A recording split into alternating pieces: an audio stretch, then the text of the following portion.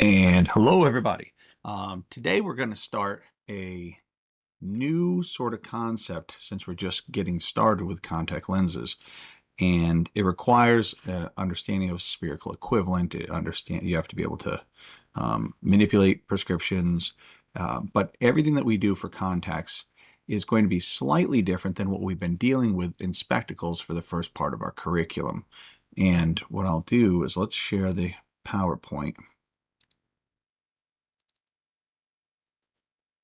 Sharing the screen. There we go.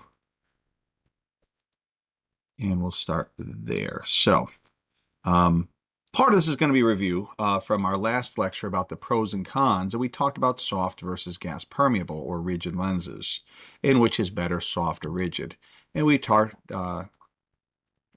again, when I use the word hard lenses, I'm talking about PMMA. Generally, we'll call rigid or RGP or rigid gas permeable or just gas perms, GPs, whichever.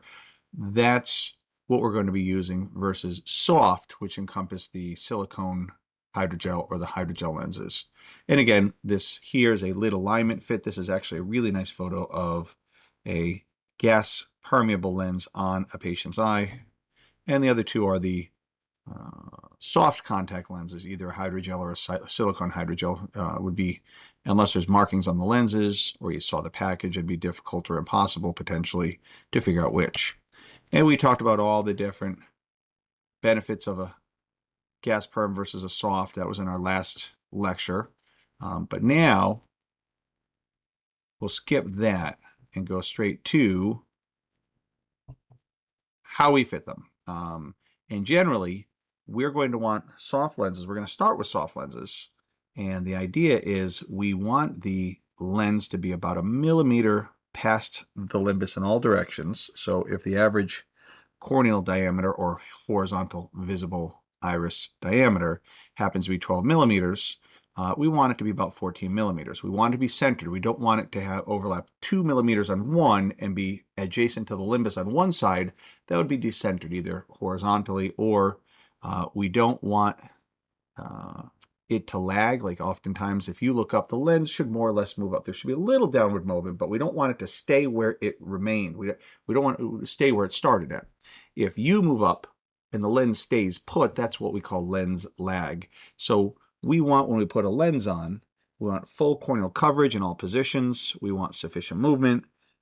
We want to conform to the topography. We want it to sort of drape, like almost like saran wrap, if you will, over the eye. So if you had a basketball and you were to put a soft sort of pliable plastic, say, wrap for our purposes, it should mimic the shape of that basketball. If we put on a smaller diameter volleyball, it should do about the same thing. And the soft lenses tend to be less dependent, less picky based on the corneal contour. So if I have a 42 diopter corneal curvature versus a 45 diopter corneal curvature, oftentimes a similar soft contact lens may in fact fit both relatively equally well. Now, we've got to choose the proper back vertex power. That's the power we would read. That's its dioptric value, how much it focuses light, how we would read it in the lensometer. And remember, when we put our eyeglasses in a lensometer to read the power, and the glasses are facing us, the front is towards us, the back is towards the light source, we refer to that as the back vertex power. Well, contact lenses, we're going to do the same thing. When we're measuring them, if we are going to measure a contact lens and its ability to refract light, we want to measure that in regards to the contact lens looking at us if we were measuring it in a vertometer or lensometer. And we do have to choose the appropriate base curve and overall diameter. The base curve and overall diameter are going to show us how steep or how flat it fits. We're going to get into a concept called sagittal value, I believe, in our next lecture. But what we'd like to do is talk about which lenses to choose. We'll get back into sagittal value. We'll get back into fitting, especially as it relates to gas permeables, but it's slightly less important for what we're doing for soft contacts. And soft contacts tend to be slightly easier for us to fit because they're so much more forgiving in terms of how the lens fits on various different shaped steepness or flatness of eyes. So every time that we're fitting soft contact lenses, we're going to choose the Back Vertex Power. Now, for this introductory lecture, we're going to look at the eyeglass prescription. And if you saw an eyeglass prescription, and let me just call one up, and that's actually a clever name, asteroid hyalosis, because there's actually a disease, or a condition rather, called asteroid hyalosis that's in the eye. It's like deposits in the eye that make it look like a snow globe when we're looking into it. Right eye, minus 1.25, minus 0.75 sil, axis 170. Left eye, minus 2.25, minus 1, axis 10. There is my compound myopic astigmatism. Both are with the rule, and it's signed by Dr. Seymour Clearly.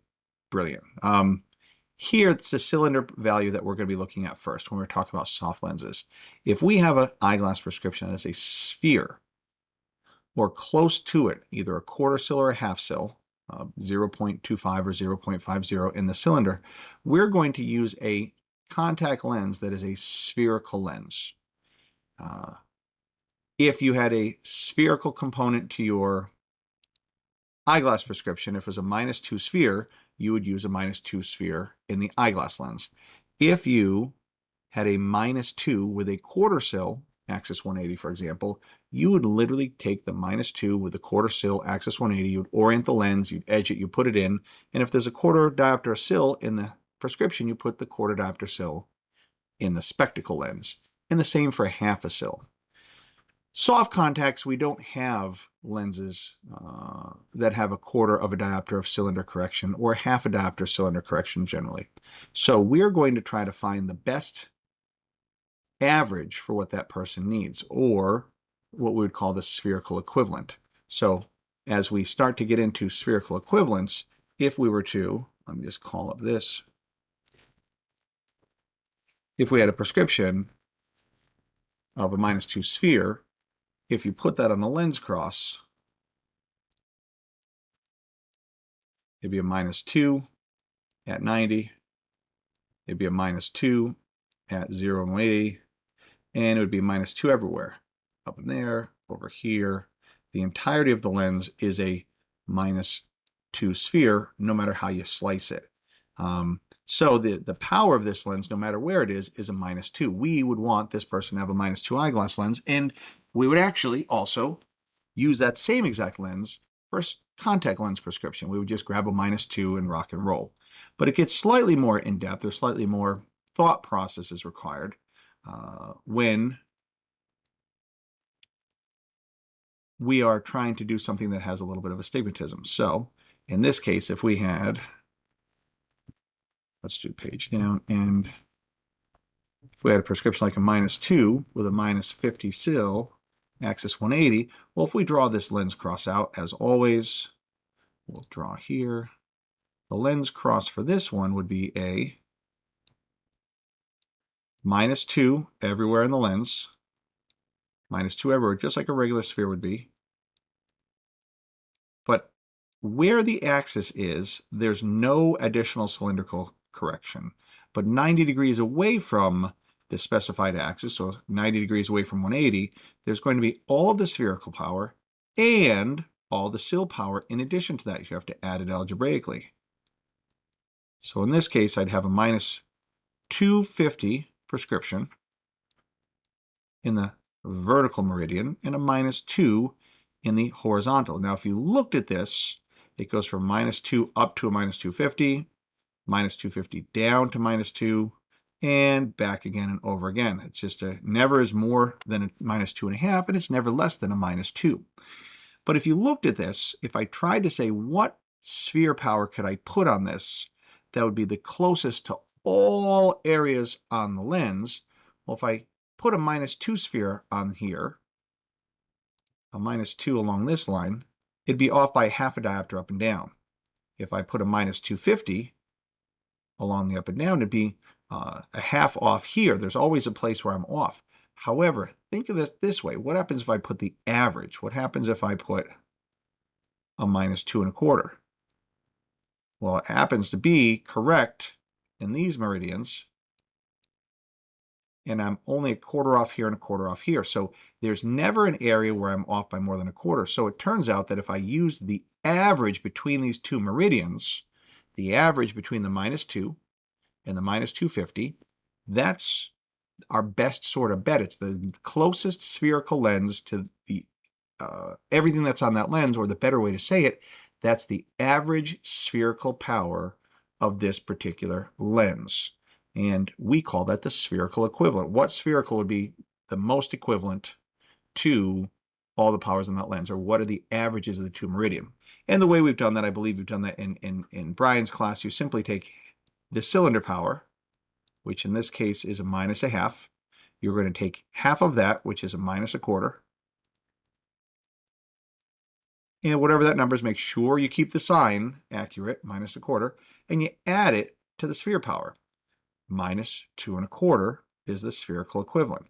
Well, that is how we do soft contact lenses that have a very, very small amount of astigmatism, but they're not high enough to need a special type of lens for astigmatism. So we're just going to do the spherical equivalent. If I gave you another example, let's go down, page down. And if I gave you a +2, -50, axis 90, if we took half of this sill, half of a -1/2 is -1/4, and we added that algebraically to the +2 now, keep your signs correct, that would be a +175.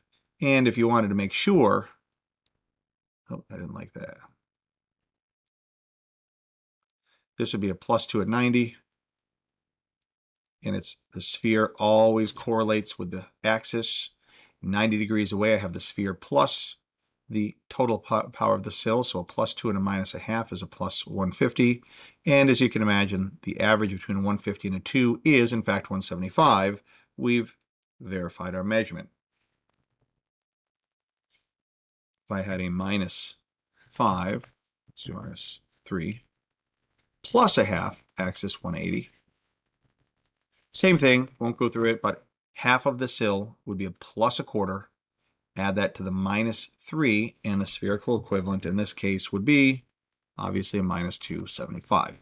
So as long as you know the spherical equivalent formula, half of the sill added to the sphere, or put the lenses on a lens cross and take the average, we're brilliant. Now, how do we do soft lenses? There's two types of soft lenses generally when it comes to prescriptions for single vision without bifocals.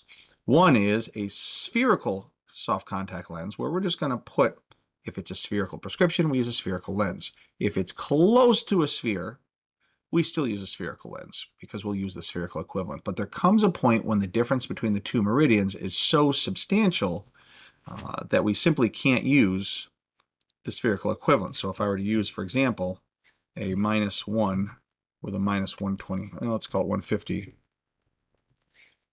In this case, if I were to have a -1 axis 180, and 90 degrees away, I have a -250.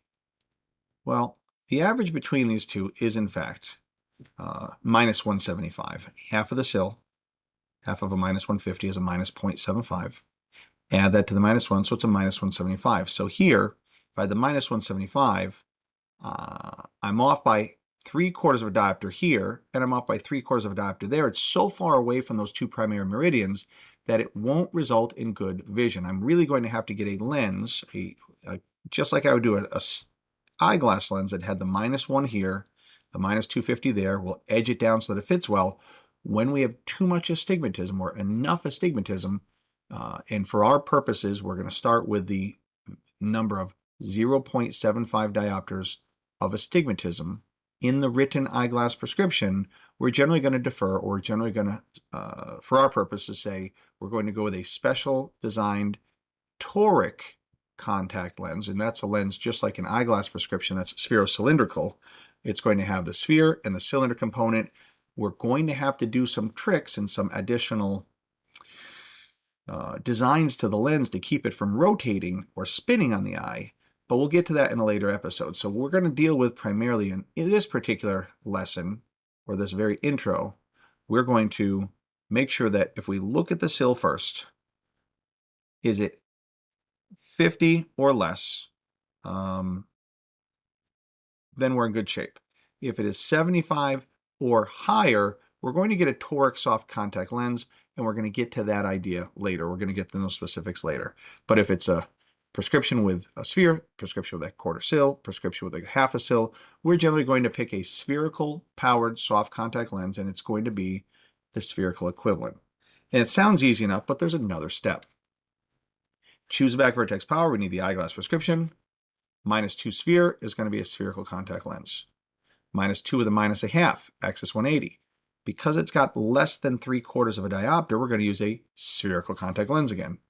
But this is over 0.75, so we're going to do a toric contact lens, or a lens with astigmatism that won't rotate and all the powers are where they're supposed to be. We are going to do a toric contact lens. So for our purposes, there'll be some exercises on when they should be spherical, when they should be toric. Are there exceptions in real life? Yes, there are. But for our purposes now, this is what we're going to use. If it's a spherical contact lens, the first step we're going to do is find the spherical equivalent. And we've already discussed that, and it's either going to be a quarter sil or a half sil, or there's going to be no sil. If there's astigmatism, take half the sil, add it to the sphere. Make sure the signs are correct. Here's where we get into a new concept, and that is vertexing.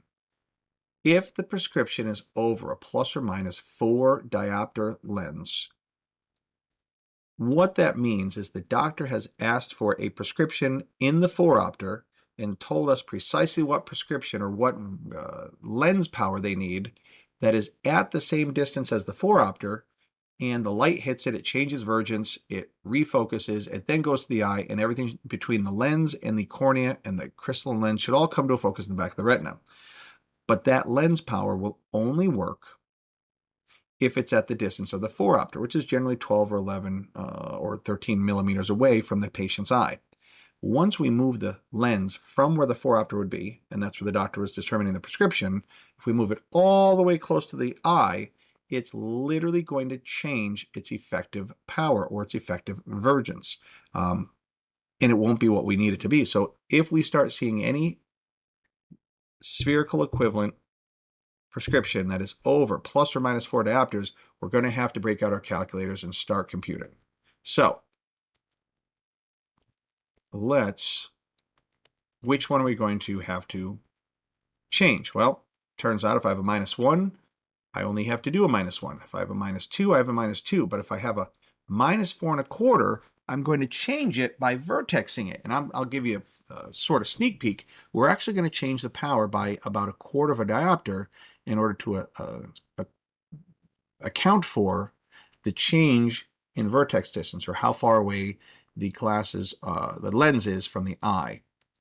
A -650 is going to change to a -6.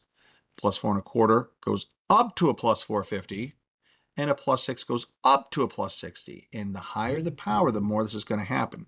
This is sort of the sneak peek. Let me show you how we get here. This is what it's going to look like, but we have to show you why. So, and again, same thing, -75, -50, axis 180. We're going to take the spherical equivalent, which is a -1. We don't have to vertex it, so we're literally just going to take a -1 out of our fitting kit of whatever lens you choose and use a -1. -75 plus a half, axis 180, spherical equivalent. Again, watch your signs, guys.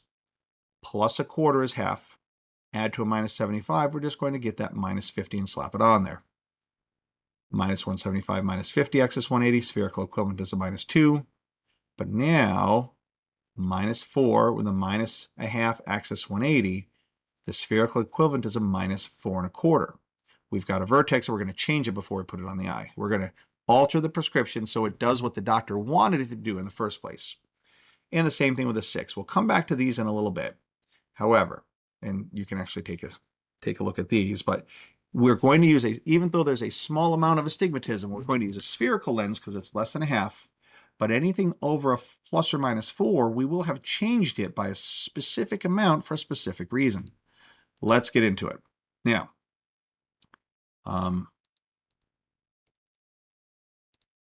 we're not going to do the soft toric quite yet. So let's get into the vertexing. Why would an optician ever vertex a prescription? And it turns out that In what range should we do it?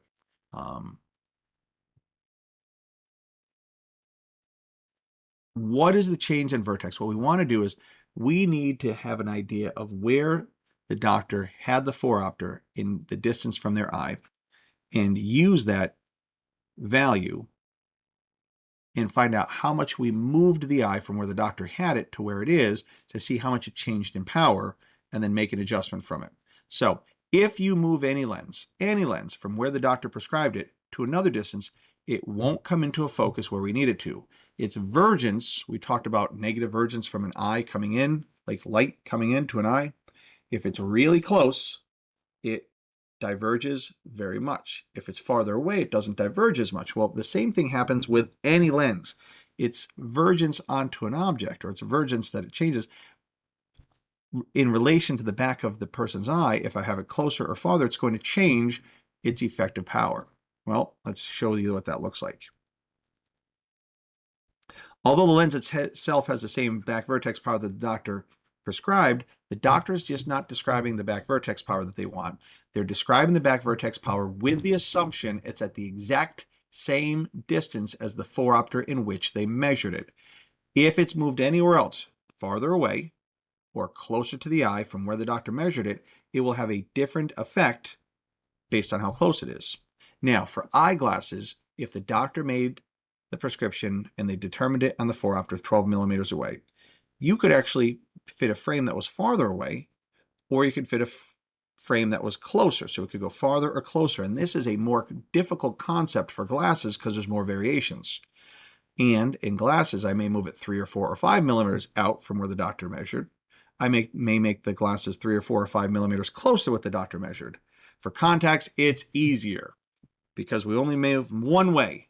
The phoropter is far away, the contact's on the eye, so the change in vertex is always going to go in one direction and one direction only. Secondly,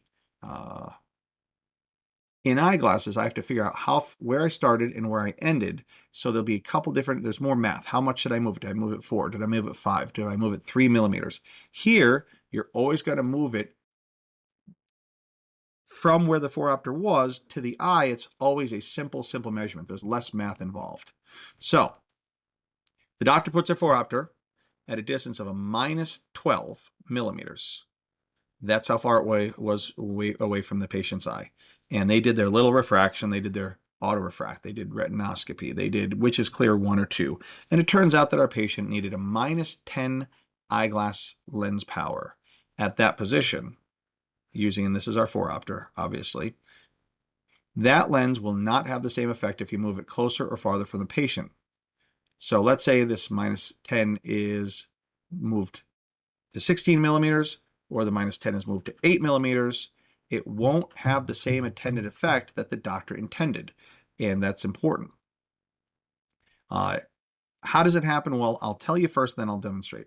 It turns out that any lens has less plus when it's moved closer, and if you move it farther away, it has an effective power that is, even though it's the same lens, it has the effective power of being a higher plus lens.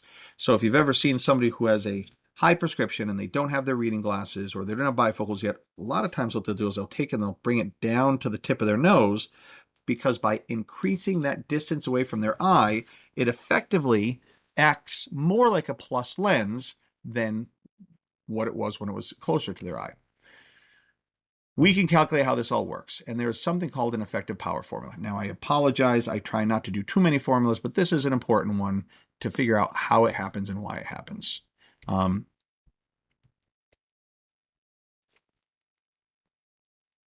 It looks like, let me come back to it again. There should have been an actual formula here. Let me find it. This one right here. So this is the effective power is this here. Let me bring that up. I don't know why that wasn't there.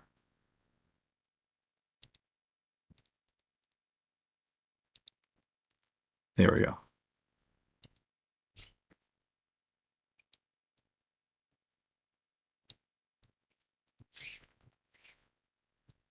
So turns out when a plus lens, this is the effective power equals the power of the lens divided by 1 plus the distance that you've moved it in meters times the power again. And you've got to watch your formulas. We'll show you how this all works. This is the effective power formula.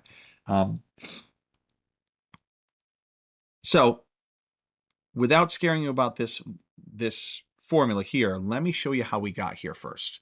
And that is, let's imagine a +5 lens.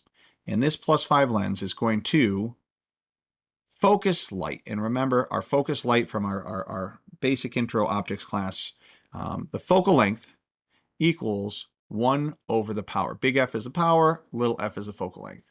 So the focal length is, in this case, a +5. 1 over 5 is 0.2, or 20 centimeters. So if I have parallel light, nothing's diverging like when we hold it close. Everything's coming in nice and parallel. It's going to hit the front surface, it's going to hit the back surface, and it is going to converge. And this will converge to a point that is 20 centimeters, or 0.2 meters away. This would be almost the same way as, imagine this was the front of the eye, this was the back of the eye, light comes in and it focuses in the back of the retina. It does exactly what I want it to do. Well,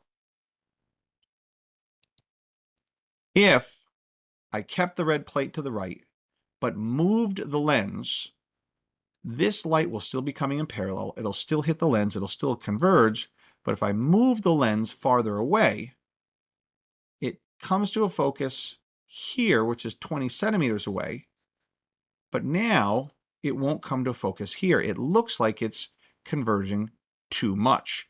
If this were, say, the back of the eye, it would be converging in front of the eye. It converges more than I needed before it hits this wall, this line. So by moving it farther away, it's converging more the farther I move it away compared to this fixed distance. Now, if I move it closer, well, this is the same one.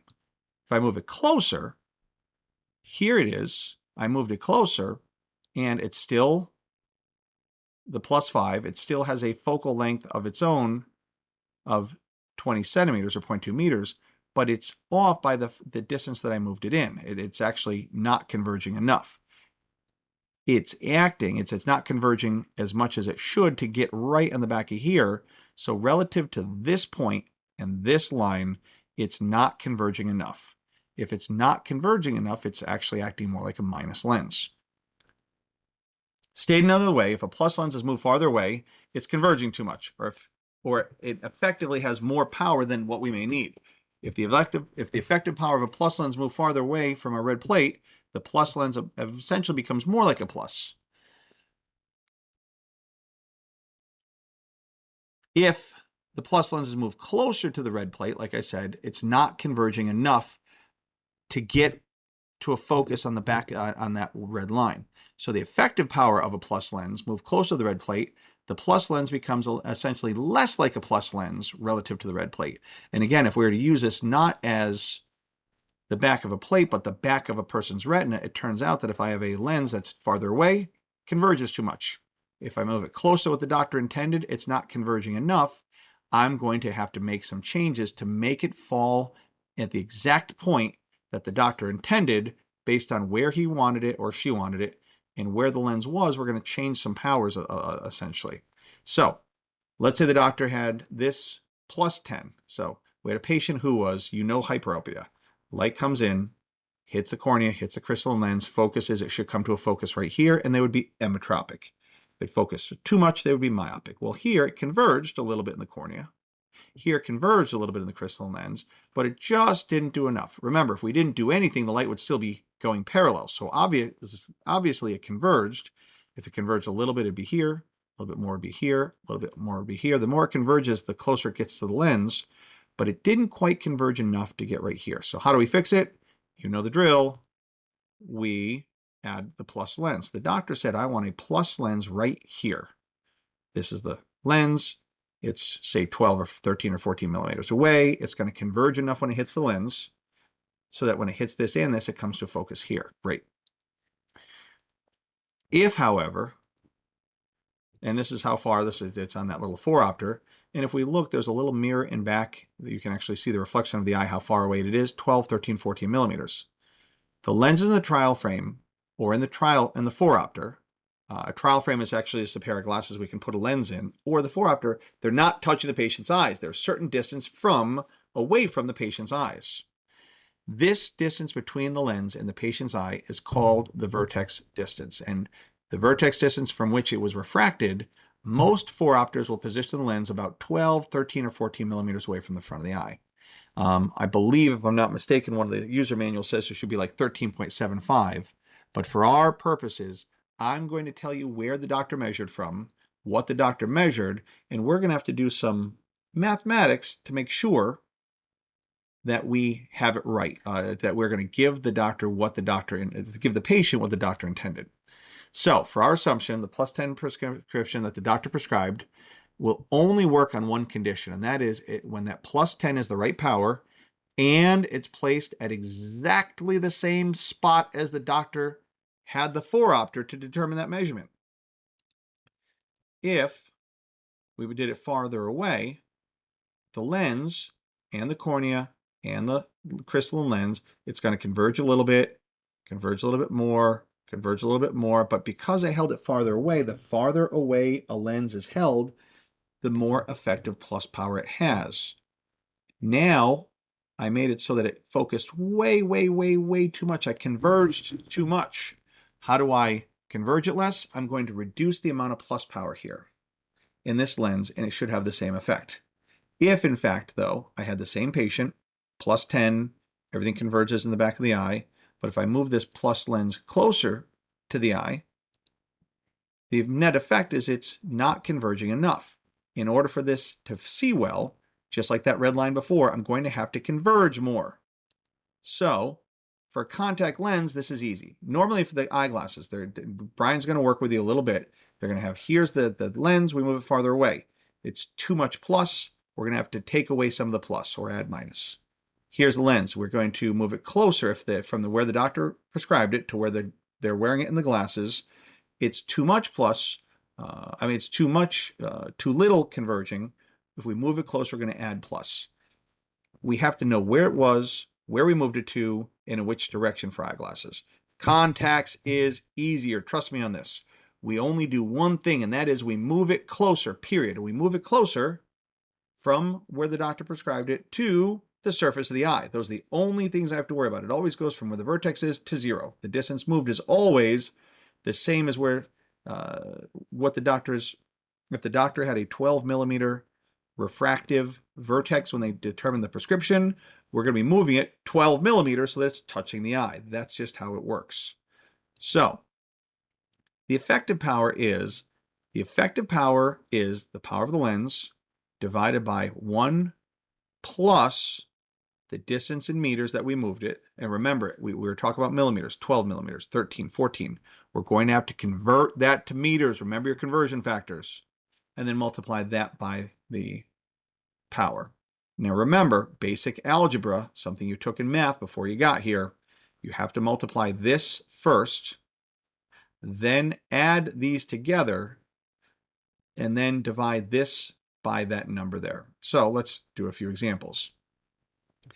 If we needed a plus 12 at 12 millimeters, but we move the plus 12 to 0, by plugging into our formula, it's going to be the effective power equals 12 divided by 1 plus 0.012 times 12 again. If we plug that all in, let's just write this out like such.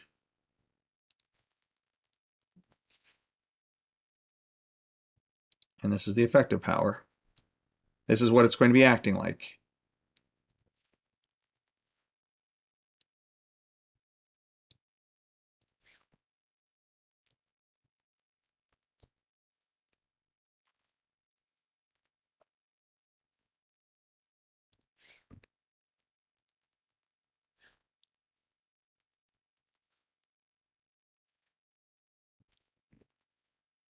Let's actually just do this in millimeters. 0.12.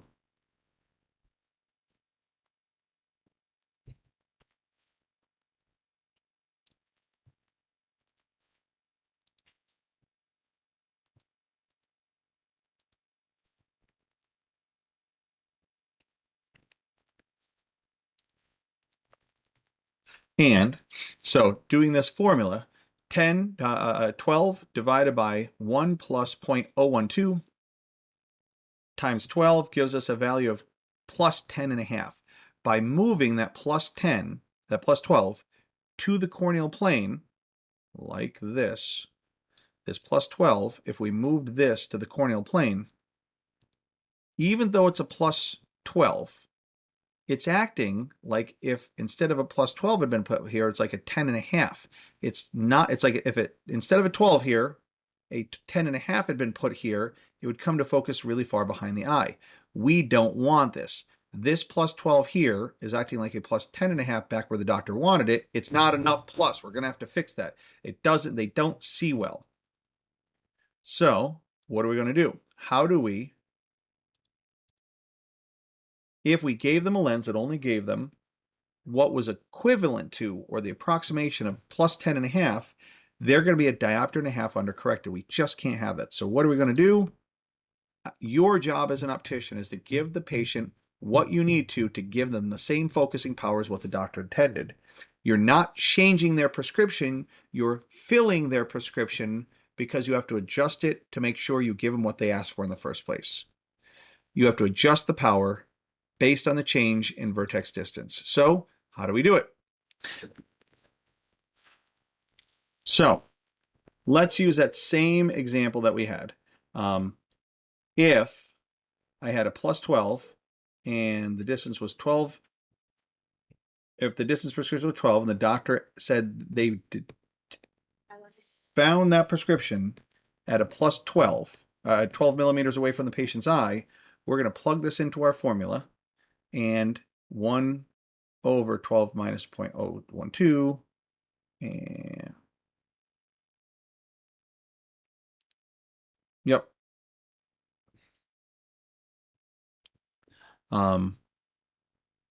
Is 1 over the dioptric value, which will give us the focal length, change how much we actually move the lens, and then find the reciprocal that's going to be the power. So what we're going to end up doing is a plus 12, 1 over the value of 1 over 12, which is just its focal length. How much do we move it in millimeters? Well, this is in meters, but convert it to meters, the millimeters to meters.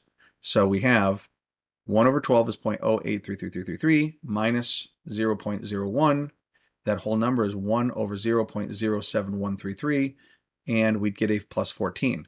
That means if the doctor gave us a plus 12 prescription and we're going to fit them with contact lenses, we're actually going to give them not a plus 12, not a plus 1250, we're going to give them a plus 14. Crazy. I think that's nutty. And we're not changing anything. We're providing the exact same correction specifically that the doctor asked for. Even though it looks like we change it, it's the same as what the doctor asked for based on they asked for glasses. We're trying to give them the right change in vergence, the right power, or the right, however you want to phrase it, for contact lenses. Let's use another example. If we have a plus 10, and that was at vertex at 14 millimeters, well, the new compensated prescription we're going to put in the eyeglass prescription is 1 over the power minus this distance, the change in vertex distance, which is 14 millimeters to 0, or 0.014 meters to 0. So this is going to be 1 over, in parentheses, 1 over 10 minus 0.014, which is 1 over 0.1 minus 0.014, or 1 over 0.086, or plus 11.627, or in this case 11.62, or 11 and 5/8. We're not going to give them a plus 10. We're going to give them almost an 11.5 or 11.75, and that's going to allow them to see as well as they do with their glasses. If I only give them a plus 10 on the contacts, they will not see as well, period. And we can keep doing these over and over. I'll give you some examples to play with. Got to keep your signs correct. In this case, it's a minus 10. 1 over the negative 1 over 10, because remember it's a negative prescription, is going to be negative 0.1 minus 0.013. 1 over 0, negative 0.113 gives us a minus 884 or a minus 885. or 8 3/4. I'd probably round this up to either an 875 or a -9. And here it looked like we gave them a 10, but we're actually giving them an 887 or 875. And we can keep doing these examples over and over and over again. I'll give you some worksheets so we can practice them, but you have to be able to do this and be able to round properly. Now, how do I know if I did it right? The compensated power formula, to check your formula when dealing with contact lenses, the answer should always be adding plus to the spectacle Rx for context. Closer, add plus. Closer, add plus. If I have a different answer and it's not, if I had a +9 and the contact lenses came out +8 or +7, I did it wrong. It's got to be more plus. If I had a -6 and I had a higher minus prescription for contact lenses, I did it wrong. You should always, this particular formula, if we're doing contact lenses, going from the prescribed vertex in the phoropter that the doctor decided to determine the refraction and moved it to the cornea, the final result should be a higher plus or more plus power. You can also call it less minus, but that tends to confuse people. Well, it confuses me. It's always going to be a higher, more plus power. So plus lenses are more plus, minus lenses are either more plus, or you can call it as less minus if that's how you feel like doing it. It makes no difference. So what we're going to do is give you a few examples of how we vertex prescriptions, and we're going to do a few effective power. What is it acting like? But that's less important for us, but I do need you to know it for NCLE purposes. But more importantly is if the doctor gives me a prescription with a specific vertex that they determine that prescription at, if we're going to make contacts out of it, what prescription do we have to put in the contacts? What refractive power do we have to put in the contacts to do the same thing as what the doctor asked us? So we'll do some more exercises like that, and we'll go from there, see how it works. And hello, sorry, there was a little bit of a mix-up last night when I was doing my lecture. I was looking at one of the formulas and it didn't quite look right. I knew it was right, but it looked different. And that's why I started not second guessing myself, but I slowed down a little bit last night because the formula layout was a little bit different. And I'll show you what I mean. What I'm going to do, I may splice this in, or I may just put this at the end and just sort of do like a postscript, if you will. So what we were talking about last evening, or the part one of this was, let me do this, let's switch this over. Screen two, there we go. So we're doing this one here. So what I mentioned was, if the doctor had a prescription that they did at the phoropter plane, and then we moved it into where the contact lens would be, it turns out that it will potentially change in how it refracts light to the point where it won't give you what the doctor wanted. And we did that effective power, like what is it acting like? If we move that lens, a +10 or a +12 or a -8, whatever the case is, and move that from where the doctor originally prescribed it at the phoropter distance and moved it to the corneal surface, it's going to act like a different lens would from the original spot where the doctor prescribed it. If it was a +12, it will actually move, it'll act more like say, less plus. It's acting more like a minus lens, respective to how the patient sees. So we talked about how it will have a different effect, but the question is, how do we fix it? Now, what you don't do is you don't take the error and then add the equal and opposite back, because that doesn't work. And this was where I ran into a problem. If you look at this formula, the compensated formula equals 1 over 1 divided by the power minus the change that we made.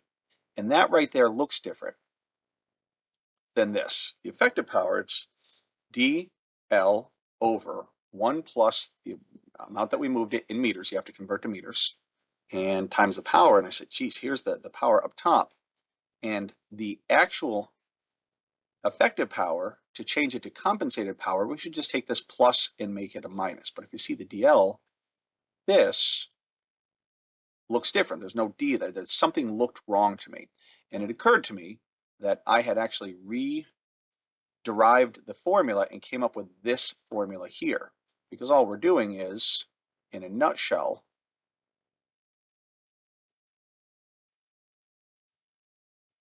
trying to find out if we moved it closer, like such, it's how much do we move closer? What's the focal length? Change it by this amount, the 0.2 meters, or if there's a vertex distance of 0.14 rather, we would just change the focal length of the lens, in this case, say +5, from 20 meters, and then just change the 0.012 or 0.014, whatever the vertex distance, and then reconstitute the lens, and that should be fine. That's what the prescription is. So I simply derived it. That is how I wrote this prescription. But this looks different than this version, which is the effective power. Well, the compensated version should just be change this plus to a minus. Well, it turns out that these two, the one that I derived, and this one that is the traditional 1 dl over 1, notice how it's a minus d over dl. These two are functionally equivalent. They're identical. They're just written differently in terms of reciprocals, what have you. So I apologize. If you decide to go through all the exercises and do the compensated power equals the power over 1 minus ddl in parentheses, or the compensated power equals 1 over the dl minus the distance you've moved it, the vertex change, but make sure you convert from millimeters to meters. If you plug them all in, it all comes up with the exact same number. So I apologize if I looked a little, because this looked different than what I was expecting, but it's because I derived it separately and it does the exact same thing. So use either one of these formulas when you're doing your homework, and you can plug them in however you'd like. Make sure the mathematics are done right. This is why we need you to take algebra. If this looks more complicated, then let's start working on getting tutoring, because this is some pretty important stuff. So whether you use this formula or this formula, it's immaterial. And so I'll go through those same answers again. If I had a +12 and I had a 12 millimeter distance, we're going to type into the computer the +12 for the DL. That's the power of the lens that the doctor prescribed. The distance is 12 millimeters, but we have to convert it. So remember, divide it by 1,000. It's 0.012 meters. If we plug that in, it's going to give us +14. So that means if I have a doctor that came up with a +12 diopter correction for spectacles, and he or she put that at 12 millimeters, and that's how far the phoropter was, if we're going to give them contacts and move the vertex distance to 0, we can't give them a +12 anymore. We have to give them a +14 for them to see the same as what the doctor intended for that power at the original distance. And the same thing, plug it into the formula, +10, change it by 14 millimeters. Here, the end result is the +10. We're going to need an 1163. And again, I could ask you to round it to the nearest hundredth. I could round it to the nearest 1/8. As we do optical notation, you should be able to do both. -10, sphere, change it by 13 millimeters. It's an 887, essentially 884, so an 885. So it's essentially an 887 if you did optical notation. If I did a -8, it's a -730. Notice how the smaller the power, the less of a difference it makes. Going from a -8 and change the vertex, it only changes by about 0.7 diopters, versus that +12 changed it by 2 full diopters. It was nutty, actually. And again, this was our last formula. So I apologize if that looked a little, I was thinking in my head that I know the formula is right, but why does it look wrong? I woke up this morning, figured it all out, derived it all. We can go through that process, but both formulas, whichever one you use for your homework, this one or this one, will garner you the exact same right answer. It's the same thing, just written in different formulas, more reciprocals and what have you, but it's exactly the same formula. So knock yourself out, whichever one you choose you want to use. And that's it. I will patch this on to the back of my original, and then we'll go from there. I'll see you in a bit.